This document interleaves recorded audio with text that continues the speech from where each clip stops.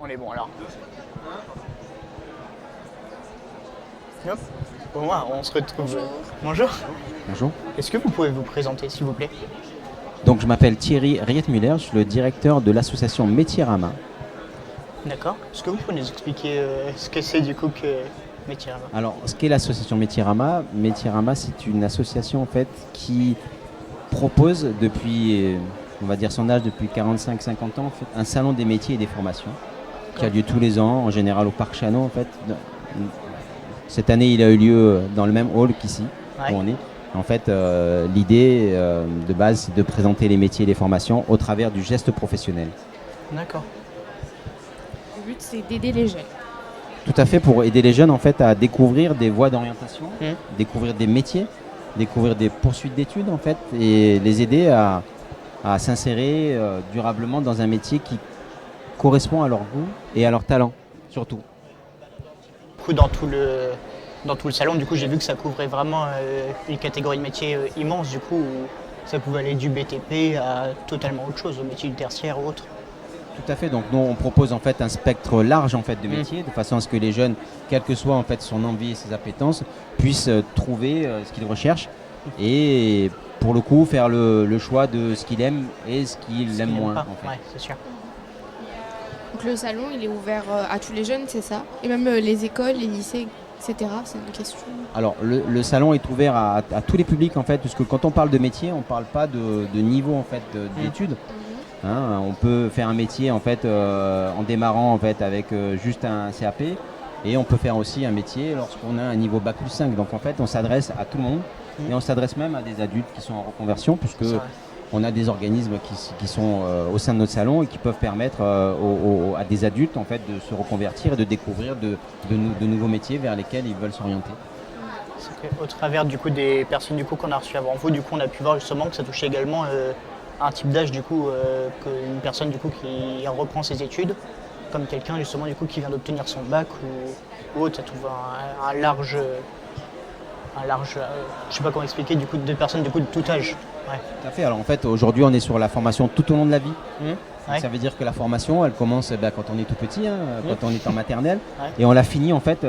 Aujourd'hui, on la finit presque jamais dans le sens où on peut continuer à se former, en fait, grâce à des fonds de formation, en fait, qu'on soit scolaire ou qu'on soit donc salarié, on a la chance aujourd'hui de pouvoir se former et parfois d'avoir une possibilité de se reconvertir sur des métiers en fait qui peut-être nous plaisaient au début, qu'on n'a pas pu faire parce que il y avait des représentations familiales qui s'y opposaient, mais en tout cas après on a la chance de pouvoir aujourd'hui repartir dans des nouveaux métiers en fait qui nous plaisaient grâce à ce nouveau parcours de formation professionnelle tout au long de la vie.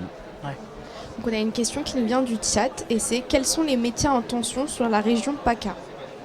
Alors, je veux dire, sans vouloir faire de la discrimination, hein, je veux dire, évidemment, il y a des métiers que tout le monde connaît, comme le bâtiment, la propreté, des métiers comme l'alimentation ou la restauration, l'hôtellerie. Alors voilà, parce que ce sont des métiers en fait, voilà, qui recrutent beaucoup et pour lesquels le Covid en fait a eu un gros impact. En tout cas, ce qu'il faut savoir, c'est qu'il y a aussi de nouveaux métiers, comme les métiers du numérique en fait. Ouais, c'est sûr. Les métiers en fait, toute cette filière est en complet développement. Ça va tellement vite en fait que voilà, les formations ne sont pas encore prêtes à former les gens par rapport aux attentes des entreprises. Donc en fait, ce qu'il faut savoir, c'est que dans le numérique, ça recrute aussi beaucoup et pourtant, ce sont des métiers qui sont plutôt innovants. Donc ici au salon, il y a de nombreuses entreprises, de nombreux organismes, pardon. Est-ce que c'est eux qui font la demande pour venir ici se représenter auprès des jeunes ou est-ce qu'ils sont invités? Alors en fait sur le salon, en fait, vous savez que donc, toute organisation a un modèle économique. Donc voilà, ce qu'il faut savoir, c'est que c'est gagnant-gagnant en fait. Hein. Si les entreprises viennent ici et que les OPCO se rendent en fait au salon Jeunes d'Avenir, c'est parce qu'ils ont besoin en fait aussi de recruter des gens et de faire connaître leur métier. Vous savez que les OPCO en fait ont en leur sein beaucoup de branches professionnelles en fait qui sont en demande en fait de nouveaux collaborateurs. Et le fait de pouvoir croiser la demande, c'est-à-dire de proposer en fait à des organismes de venir et de rencontrer des jeunes et souvent en plus qu'ils sont accompagnés en fait d'accompagnateurs qui sont là pour ça. En fait, pour le coup, je pense que la solution est gagnant-gagnant. C'est sûr. D'accord, oui. Le site est intéressant en plus qu'on voit du coup que le site est assez grand et il est rempli du coup de tout un tas d'entreprises du coup. Oui, alors je veux dire, les entreprises ont des besoins en termes de recrutement. Le fait de pouvoir rencontrer en direct les personnes, de pouvoir parler avec elles, de pouvoir, de pouvoir construire avec elles un nouveau parcours. Et tout ça, c'est bien parce que ça permet en fait à des entreprises d'avoir plusieurs profils en fait, grâce au Visiotorat. Ouais, c'est sûr. Et que direz-vous aux jeunes qui hésitent encore à venir dans ce genre de salon pour les motiver à venir et trouver leur voie, je dirais? Moi, je leur dirais qu'il faut. La vie est faite de rencontres en fait, et que le fait de venir en fait sur un salon comme ça permet de rencontrer beaucoup de monde en fait, de rencontrer des univers complètement différents qui peuvent répondre à des attentes qu'on ne connaissait pas. Donc, moi, je dis aux jeunes, allez au contact des entreprises, sollicitez-les, elles seront toujours en capacité de vous répondre et de vous aider dans votre choix professionnel.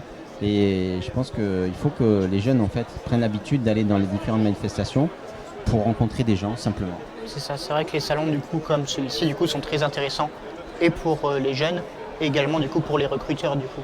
Évidemment, je veux dire c'est croiser l'offre et la demande en fait. Et le fait qu'il y ait des salons comme ça en fait, ça permet à des jeunes des fois de sortir un petit peu du bois on dirait et en fait de trouver des possibilités de poursuite d'études ou de retrouver, de susciter des vocations et de se dire voilà de donner en fait foi en la possibilité de se reconstruire un avenir professionnel.